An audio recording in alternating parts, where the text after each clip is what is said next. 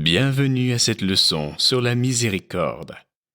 C'est une leçon dans la série Notre foi. Je m'appelle Jean-Philippe et je serai votre narrateur pour cette leçon. On peut se demander ce que l'on entend par miséricorde. Pourquoi devrions-nous être miséricordieux? Comment la Bible nous guide-t-elle? Dans cette leçon, nous explorerons la question « Qu'est-ce que la miséricorde ?» Nous examinerons comment la justice et la miséricorde fonctionnent ensemble. Des exemples de ceci dans la Bible et le sens de ces thèmes dans notre vie. Ensuite, nous résumerons ce que nous avons appris. Commençons par le premier sujet. Qu'est-ce que la miséricorde? Dans une leçon précédente, nous avons vu que la justice est l'une des vertus. Maintenant, nous voyons que la miséricorde, qui est associée à l'amour, est aussi une vertu.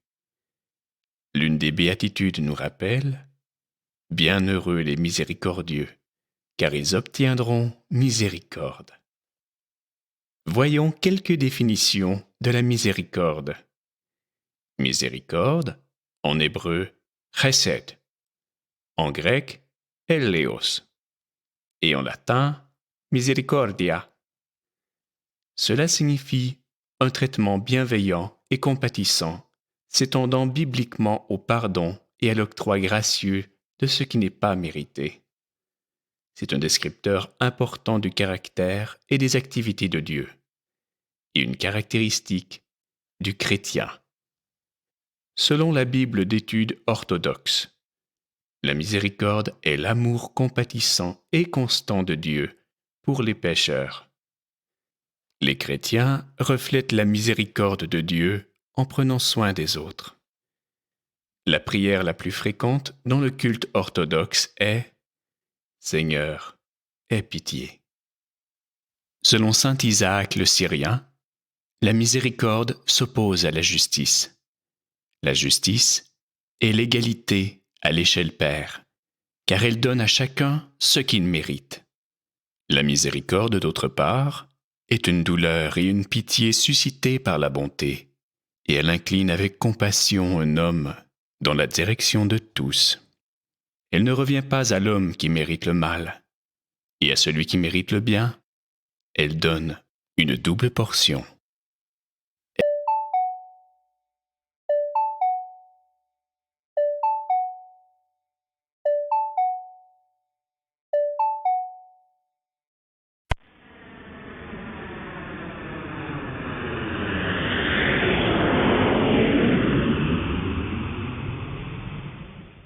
Ayant vu ce qu'est la miséricorde, voyons comment la justice et la miséricorde fonctionnent ensemble. Dans la leçon sur la justice, nous avons vu que la justice humaine n'est pas parfaite. Notre processus n'est pas parfait. Alors pourquoi s'attendre à ce que les résultats soient parfaits?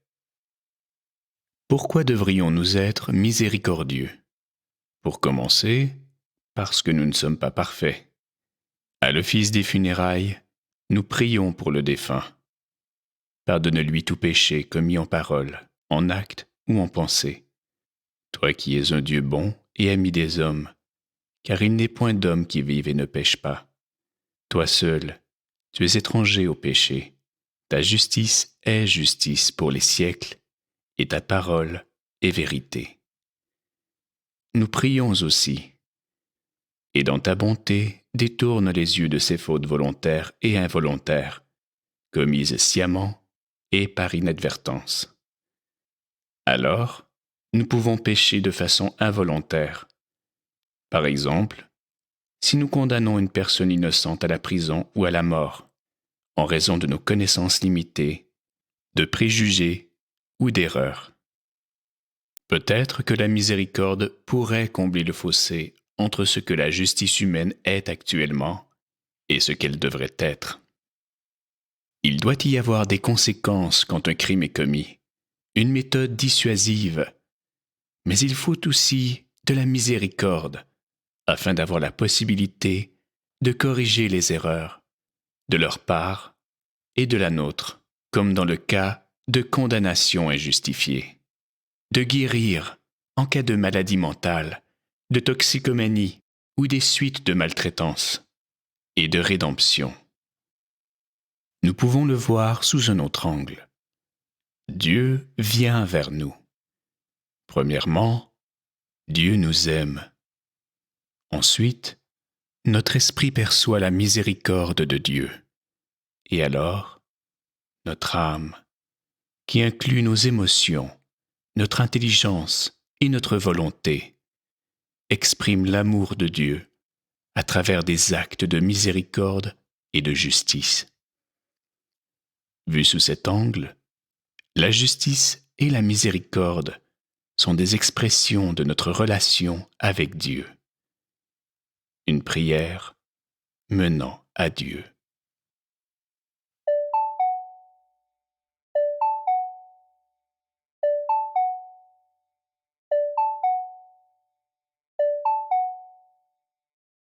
Ayant vu que la justice et la miséricorde peuvent fonctionner ensemble, voyons-en des exemples dans la Bible.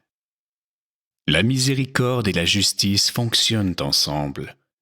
Nous devons tempérer la justice par la miséricorde. Comme Jésus, devant la femme adultère, Jésus a dit à ceux qui l'avaient condamné, « Que celui de vous qui est sans péché jette le premier la pierre contre elle. » Ceci fut un acte de miséricorde. Et ensuite, Jésus dit à la femme adultère, « Va et ne pêche plus. » Il s'est souvenu de la justice. Nous aidons notre prochain, comme l'a fait le bon Samaritain qui a aidé le blessé. Il banda ses plaies en y versant de l'huile et du vin. Puis il le mit sur sa propre monture, le conduisit à une hôtellerie et prit soin de lui, tout en étant juste envers l'hôte, en lui payant ce qui lui était dû.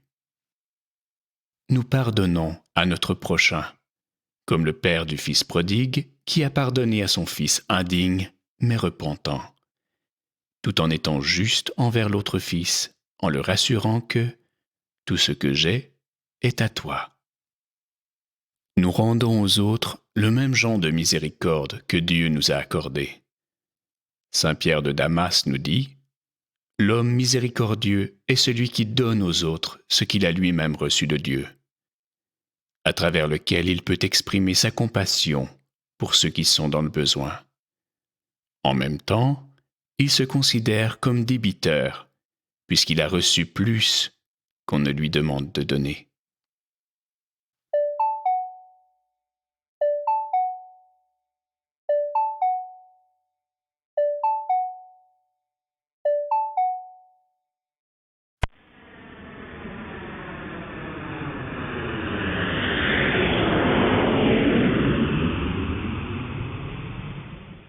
Voyons le sens de cela dans notre vie. Il y a un hymne qui nous aide. Cet hymne est basé sur les béatitudes. Écoutons-le. Dans ton royaume, souviens-toi de nous, Seigneur, quand tu viendras dans ton royaume. Bienheureux les pauvres en esprit, car le royaume des cieux est à eux. Bienheureux les affligés, car ils seront consolés. Bienheureux les doux, car ils hériteront la terre. Bienheureux les affamés, assoiffés de justice,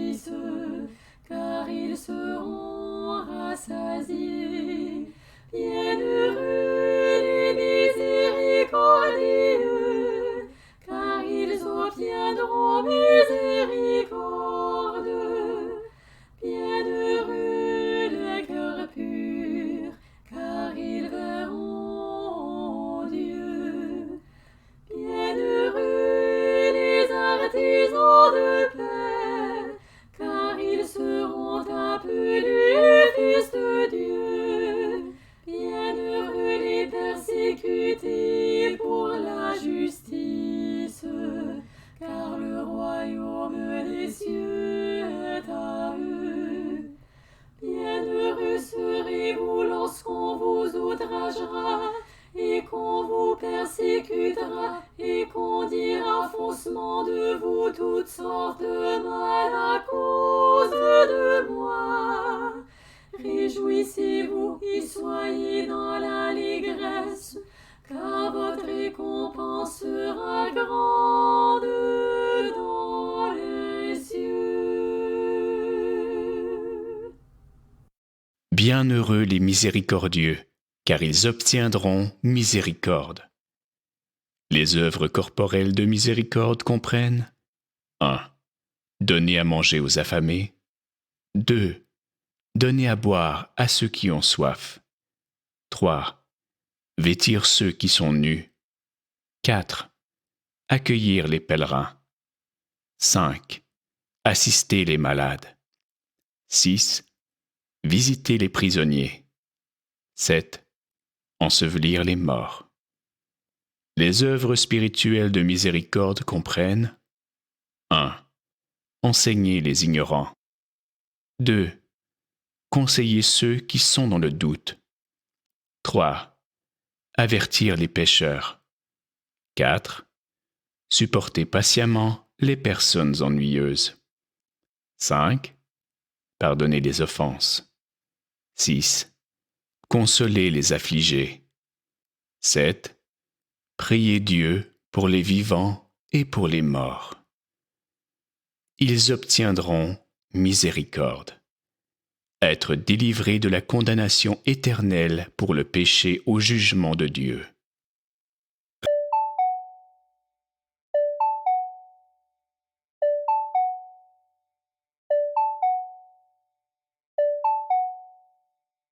Résumons ce que nous avons appris. Qu'est-ce que la justice? Selon saint Isaac le Syrien, la justice est l'égalité à l'échelle paire, car elle donne à chacun ce qu'il mérite.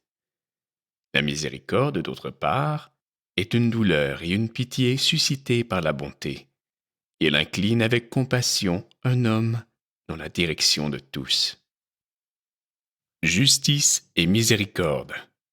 Dans la leçon sur la justice, nous avons vu qu'il y a beaucoup de problèmes avec la justice humaine telle qu'elle est actuellement. Nous devons faire preuve de miséricorde, car, pour commencer, nous ne sommes pas parfaits. Selon la prière pour les défunts, il n'est point d'homme qui vive et ne pêche pas. Toi seul, tu es étranger au péché. Ta justice est justice pour les siècles, et ta parole est vérité. Peut-être que la miséricorde peut combler le fossé entre ce que la justice humaine est actuellement et ce qu'elle devrait être. La justice et la miséricorde peuvent être considérées comme des expressions de notre relation avec Dieu, une prière menant à Dieu. Exemple dans la Bible. La justice et la miséricorde fonctionnent ensemble. Nous en avons vu des exemples. Jésus devant la femme adultère, le bon samaritain et le père du fils prodigue. Selon saint Pierre Damas, l'homme miséricordieux est celui qui donne aux autres ce qu'il a lui-même reçu de Dieu. Il se considère comme débiteur, puisqu'il a reçu plus qu'on ne lui demande de donner. Sens. Bienheureux les miséricordieux, car ils obtiendront miséricorde. Nous accomplissons des œuvres de miséricorde corporelle et spirituelle. Nous obtiendrons miséricorde. Merci d'avoir participé à cette leçon.